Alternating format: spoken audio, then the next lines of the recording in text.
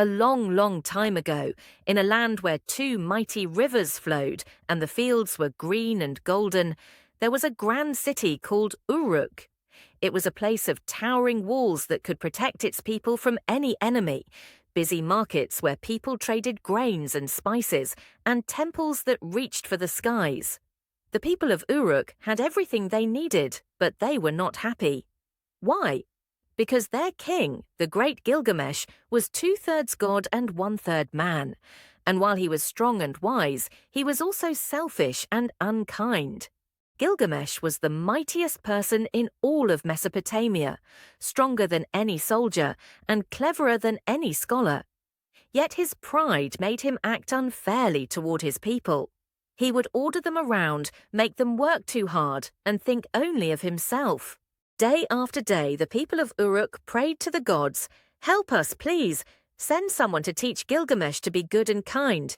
The gods listened. High above in the heavens, they decided to create a challenger for Gilgamesh, a man unlike any other. They made Enkidu, a wild man with the strength of a lion and the spirit of the forest. Enkidu roamed free, running with gazelles, drinking from rivers, and protecting the animals from hunters. He was as wild as the wind and as strong as the earth. One day, a hunter came face to face with Enkidu in the woods. The hunter was amazed. He hurried back to Uruk and told everyone, "There is a wild man who has the strength of 10 men and runs with the animals." There is a wild man who has the strength of 10 men and runs with the animals. When Gilgamesh heard this, he was curious. "Bring him to the city," he said. "We shall see who is the strongest." The people of Uruk guided Enkidu to their city, and there, in the town square, he met Gilgamesh. They stared at each other, two mighty men ready for battle. The ground shook as they wrestled, their strength equally matched. The people gathered around, cheering and gasping. The sun dipped below the horizon, and still the two fought. But then something surprising happened. At the same moment, they both stopped, gasping for breath, and then they laughed. "You are strong." And so are you. From that day on, Gilgamesh and Enkidu became the best of friends, inseparable like the stars and the moon. Together, they decided to do something no one else dared to, embark on great adventures to make their names echo through history. One day, Gilgamesh said, "Let us journey to the cedar forest and defeat Humbaba, the monster that guards the trees." Humbaba was a terrifying giant whose very roar could make the bravest warriors tremble. And so, the two friends prepared for their journey. They crossed great rivers, climbed tall mountains, and braved scorching deserts. Finally, they reached the cedar forest.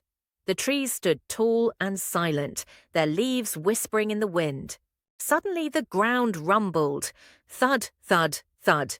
Humbaba appeared, his eyes glowing like fire and his voice booming like thunder. "Who dares enter my forest?" he roared. The confrontation was set, with Gilgamesh and Enkidu ready to face the fearsome Humbaba. The adventure they sought had truly begun. Gilgamesh and Enkidu fought bravely, their weapons clashing against the giant's monstrous strength. Humbaba swung his massive arms, trying to crush them, but the pair was too swift. Together they struck with all their might and defeated Humbaba. As the giant fell, he begged for mercy.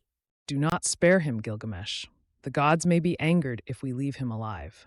Gilgamesh nodded solemnly. It was a difficult choice, but they ended Humbaba's reign of terror and returned to Uruk as heroes. Songs were sung of their bravery, and their names spread far and wide. Even the gods took notice of Gilgamesh's great deeds. One goddess, Ishtar, the goddess of love and war, came down to meet him. "Gilgamesh," she said, "you are mighty and strong. Marry me, and I will give you wealth and power beyond your dreams." But Gilgamesh shook his head. "I cannot marry you, for you have brought misfortune to many before me." Ishtar was furious. She stormed up to the heavens and demanded that her father, the god Anu, send the bull of heaven to punish Gilgamesh. The bull of heaven was a terrifying beast, so massive that the earth shook with every step it took. It charged down to Uruk, breathing fury and destruction. But Gilgamesh and Enkidu stood together once again. With great courage and teamwork, they faced the fearsome creature.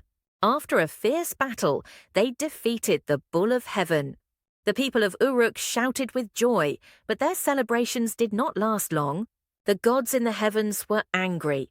They called a meeting and declared, "One of these men must be punished for their deeds. Enkidu shall pay the price." Soon after, Enkidu fell ill. His strength left him, and he became weaker by the day. Gilgamesh stayed by his side, but no matter how much he begged the gods, Enkidu could not be saved. When Enkidu passed away, Gilgamesh was overcome with grief. He cried for days, clutching his friend's hand. "Why must Enkidu die?" he asked. "Why must anyone die? I do not want to face death. I must find a way to live forever." And so Gilgamesh began his most difficult journey of all.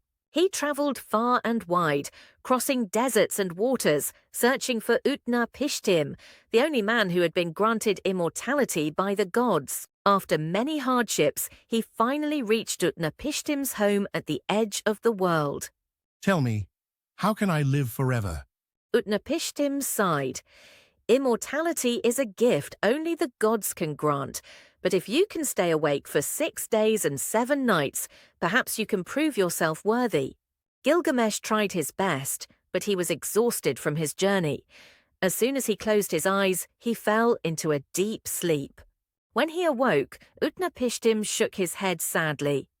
"Even the strongest man cannot escape sleep, just as he cannot escape death. Even the strongest man cannot escape sleep, just as he cannot escape death." But Utnapishtim's wife took pity on Gilgamesh. "There is a magical plant at the bottom of the sea," she said. "It will not make you live forever, but it will make you young again." Gilgamesh dove into the deep waters and brought back the plant. But as he rested by the riverbank, a sly serpent slithered by and ate it. In an instant, the serpent shed its old skin and became young again, slithering away. Gilgamesh was devastated. He had come so far only to lose his prize. With a heavy heart, Gilgamesh returned to Uruk. But as he looked at the city's strong walls and bustling streets, he realized something important. "I may not live forever," he said, "but my city, my people, and my story will endure. That is how I will achieve immortality." And so Gilgamesh became a wise and fair king. He ruled with kindness and strength, and his tale was told for generations to come. And now, dear friends, we are sharing it with you, a story as old as time about friendship, bravery, and the enduring legacy of a king. Discover the magic of Timeless Sparks by DaryooshHayati, a beautiful story of love, strength, and the power of the human spirit. Want a story that stays with you forever? Get your copy today and let Timeless Sparks inspire you. Don't forget to like, share, and subscribe to our channel for more inspiring tales.